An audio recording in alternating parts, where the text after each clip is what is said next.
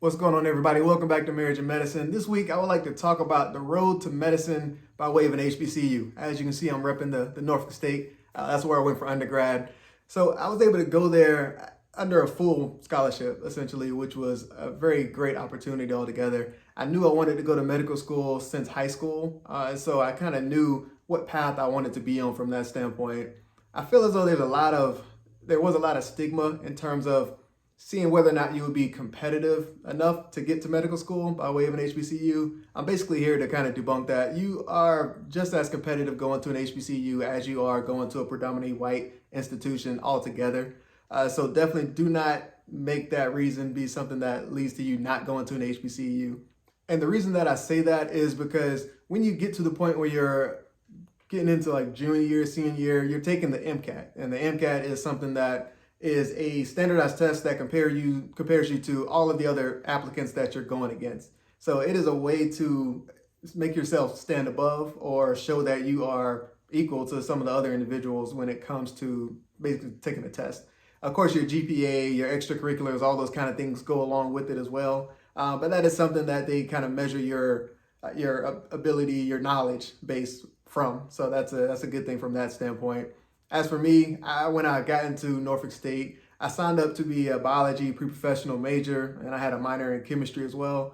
And so that basically put me on a direct kind of trajectory to get to the point where I'm applying to medical school. You don't have to do that in terms of getting into medical school. You can be an art major, but as long as you take the required science courses, you can still apply to medical school. So again, you don't have to be biology, you don't have to be chemistry, you can be whatever major you want to, as long as you take the appropriate courses. One thing that you want to make sure that you do during undergrad is find somebody that you can shadow. That's very important. And that is one thing that maybe the predominantly white institutions may have a little bit of an advantage going to from that standpoint, is a lot of times they are connected to a hospital, connected to a medical school, and some of the other ones may not be. And so maybe that can make it a little bit difficult at times, but it is very easy to find somebody to shadow. You really just send out an email, put your name out there, say what you're interested in, and most physicians are perfectly fine with giving you the ability to shadow them in the outpatient setting or in the hospital, wherever they work. So that is something that you definitely want to make sure that you do. Because again, going to medical school is no small feat altogether. That is a long road. You want to make sure that that is 100% what you want to do. And the only way to do that is through shadowing. So another factor that a lot of people think about is whether or not it'll appropriately prepare you for medical school. And ultimately, I will say no undergraduate location is going to prepare you for medical school. That's just point blank, period. You're going to get to the point where you are just learning so much information in medical school at one time that it becomes overwhelming no matter what undergrad you went to. The only ultimate thing I would say is during undergrad, wherever you go, make sure you learn how to study as best as you can, as most efficiently as you can, shall I say. Because once you get to medical school, you're going to have to basically multiply that times 10, really, to try to stay on top of everything. But ultimately, I feel as though the classes that I took, I feel it prepared me appropriately for the MCAT. Again, there is multiple study guides that you can use to study for the MCAT. And so it doesn't really matter what undergraduate school you go to, you are still going to be studying from the same kind of study guides that everybody else is using in order to do well on that test. So that doesn't really change anything from that standpoint from a HBCU perspective versus other institutions. One thing I will say when it comes to picking your classes, make sure that you're challenging yourself in undergrad. Definitely try and take a heavy course load.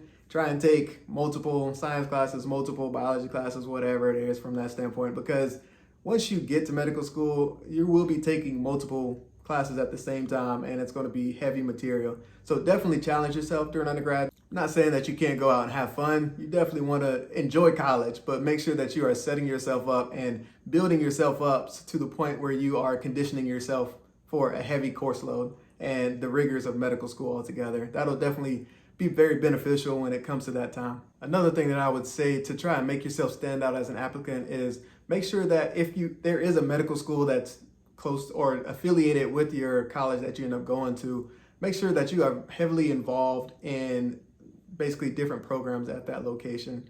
A lot of times they have these undergraduate programs where they reach out and become mentors or something of that nature. they have different, so for me, I joined MAPS, which was like Minority Association of Pre-Medical Students. That was our main pre-med club that we were in, that essentially we had multiple different events with EVMS was the medical school that was right next to us. So we had a lot of events with EVMS, their Student National Medical Association. So a lot of times there are so many different connections, so many different ways to network that it would definitely help you get your foot in the door, because a lot of times it is partly about who you know. So definitely make sure that you do your networking and make sure that you have the ability to kind of get your name out there. And when it gets to that time when you're applying to medical school, basically cast a broad net. The ultimate goal is to get that acceptance letter. So I would say don't try and limit yourself geographically necessarily. Also, I wouldn't limit myself to one medical school that has maybe more predominantly white or more predominantly black. I would say to just kind of cast a wide net.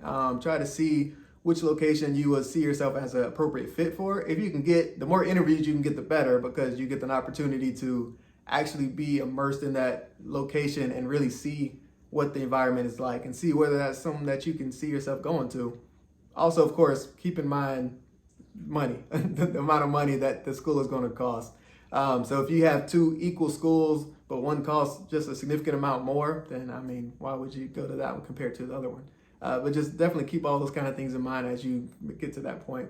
But ultimately, it is just as hard, I would say, just as hard to get into medical school at an HBCU as it is to get into one from a predominantly white institution. Ultimately, it's all about pushing yourself and getting yourself out there and doing the best that you can during school, getting the highest GPA that you can, being involved in extracurricular activities, and doing well on the MCAT, different things of that nature. So ultimately, I am very happy with the fact that I was able to go to Norfolk State and then still get into medical school from that standpoint. I definitely wouldn't have changed anything at all. So if you guys have any questions, feel free to leave a comment, as well as follow us on Instagram at Marriage and Medicine. See you guys in the next video.